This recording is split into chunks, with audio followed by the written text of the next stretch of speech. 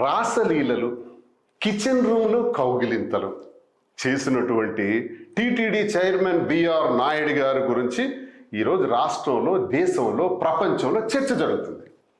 దానికి వారేమంటారంటే, ఇందులో నాకు 30 సంవత్సరాల నుంచి ఆ కుటుంబాలతో సంబంధాలు ఉన్నాయి, దీన్ని అనవసరంగా దుష్ప్రచారం చేశారు, అందులో కొంత భాగం ఏఐ టెక్నాలజీ కూడా వాడారు, అయినా ఆ వీడియో నేను చూస్తుంటే ఆ వీడియోలో నాకు ఎక్కడా తప్పు అనిపించలేదే, అక్కడెక్కడ తప్పు జరిగినట్టు అనిపించలేదే అని బిఆర్ నాయుడు గారు నొక్కి నొక్కి చెప్పారు.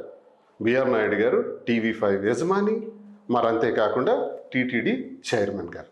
ఏం సార్ చైర్మన్ గారు ఈరోజు టీటీడీ నుంచి కంప్లైంట్ చేసి మాధురి మీద, తనుజ మీద కేసు పెట్టాలని ఆదేశించారట. మరి మీరు చేసిన దానికి ఏం చేయాలి? మీరు చేసిన పనికి ఆ వీడియోలో ఏ తప్పు లేదు, నాకు ఏ తప్పు కనిపించట్లేదు అంటున్నారు కదా.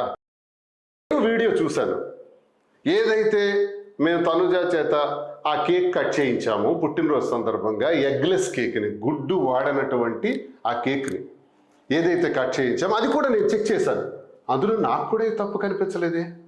మీరు చేసిన రాస క్రీడలకు తప్పు కనిపించకపోతే మేం కేక్ కట్ చేసిన దానిలో ఎటువంటి తప్పు మీకు కనిపించింది అని నేను ప్రశ్నిస్తున్నాను సూటిగా. మీరు చైర్మన్ అయితే నేను ఎమ్మెల్సీ. చైర్మన్ హోదాలో మీరు సమాధానం చెప్పారు, ఎమ్మెల్సీ హోదాలో నేను మీకు అడుగుతున్నాను, నా తప్పేంటి? కట్ చేయాలన్నటువంటి విషయం, కట్ చేయకూడదన్నటువంటి విషయం మాకు తెలియదు, ఓకే, తెలియక జరిగింది.